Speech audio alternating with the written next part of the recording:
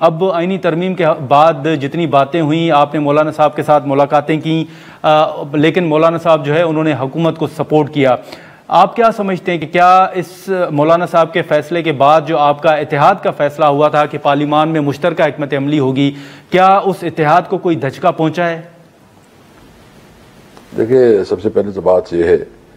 کہ political parties تو سب سے پہلے ہمارے اس کے ساتھ ایک لمبا دیکھ رہے ہیں کہ تقریباً 16-17 سال ہمارے ایک آپس میں شدید حالات خراب تھے، تعلقات خراب تھے اور ایک دوسرے کے خلاف، تو مطلب چیزوں کو قریب لانے میں ٹائم لگتا ہے، وقت لگتا ہے۔ تو ابھی تھوڑا اب بہت جلدی ہمیں وہ لیول پہ نہ لے کے آئے کہ ہم ایک جان دو غالب بن جائے۔ اس کا اپنا موقف ہے، ہمارا اپنا موقف ہے، طریقے سے حکمت سے آگے بڑھیں گے،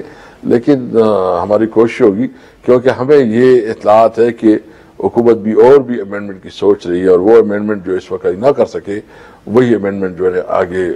یہ کرنا چاہ رہے ہیں۔ تو ہمیں ضرورت ہوگی کہ ہم اپوزیشن جو ہے نا رہے۔ تو اسد قیصر صاحب، آپ کی کیا اطلاعات ہیں کہ حکومت مزید کیا ترامیم لانا چاہتی ہے؟ میں تو بس صرف یہ کہ میں نے سنا ہے، میں ڈیٹیل میں نہیں بتاؤں گا، لیکن مزید یہ ترامیم لانے کی میں نے رومر سنی ہے۔ تو پھر آپ سمجھتے ہیں کہ مولانا صاحب اس مرتبہ اگر آئینی ترمیم آتی ہے یا ترامیم لائی جاتی ہیں حکومت کی جانب سے، تو اس مرتبہ مولانا صاحب آپ کا ساتھ دیں گے یا ایک مرتبہ پھر آپ سمجھتے ہیں کہ حکومت کا ہی ساتھ دیں گے؟ دیکھو، امید کیا رکھیں گے، ہم سب کے پاس جائیں گے، ہم تمام پولیٹیکل پارٹیز کے پاس جائیں گے، ہم سب کو جتنا بھی اپوزیشن ملا ہو گیا، جو پارلیمنٹ سے باہر ان کے پاس بھی جائیں گے۔ دیکھو، ہمارے پاس کیا ہے، ہمارے پاس راستہ ایک ہی ہے نا، ہم جدوجہد کر سکتے ہیں، ہم پرامن لوگ ہیں، ہم تو کوئی پیراملٹری فورس تو نہیں ہے، نہ جو ہے نا کوئی ملیٹنٹ گروپ ہے، ہم تو پرامن جدوجہد کر سکتے ہیں، وہ کریں گے۔ اور اگر ان کا یہ کہنا ہے کہ یہ جیت گئے، یہ ہار گئے ہیں، جمہوریت ہار گئی ہے، فاشزم جیت گیا ہے،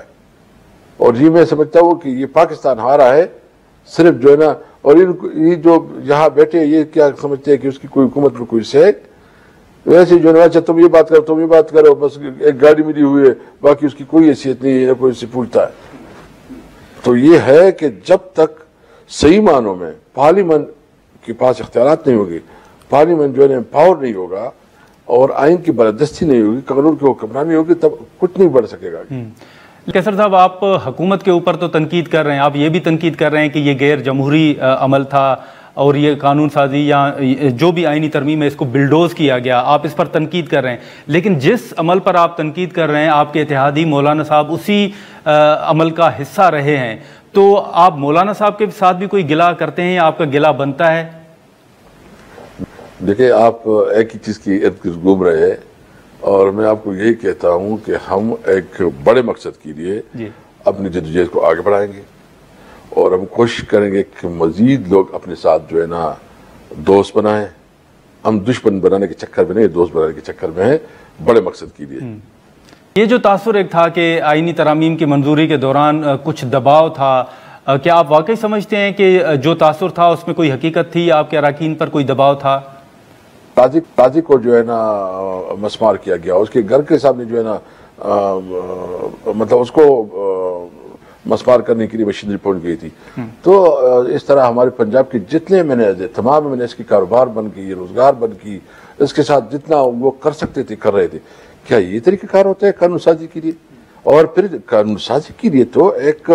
کھلا ماحول ہونا چاہیے، ڈیبیٹ ہوتے ہیں، ڈسکشن ہوتے ہیں، لوگ اس کے اوپر اپنا اوپینین، لیکن ایک خاص مقصد کے لیے سب کچھ کیا جاتا رہا تھا۔ تو پھر تو ہمارا یہ موقف ہے کہ ہم کسی طور پر اس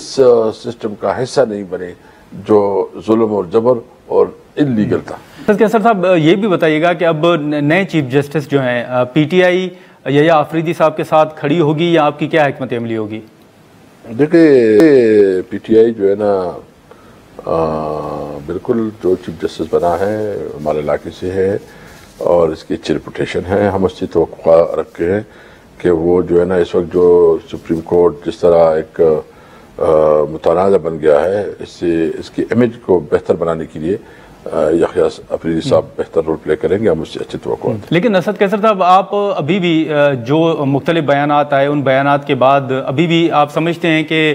پی ٹی آئی کو عدلیہ سے امید ہے، یا آپ سمجھتے ہیں کہ نہیں اب اسٹریٹ پاور کے ذریعے ہی آپ اپنے مطالبات جو ہیں وہ تسلیم کروائیں گے؟ ہم امید بھی رکھتے ہیں، اور اسٹریٹ پاور سے دیکھو ہم اپنا اسٹریٹجی رکھیں گے، ہم آئینی جنگ بھی رکھیں گے، قانونی جنگ بھی رکھیں گے،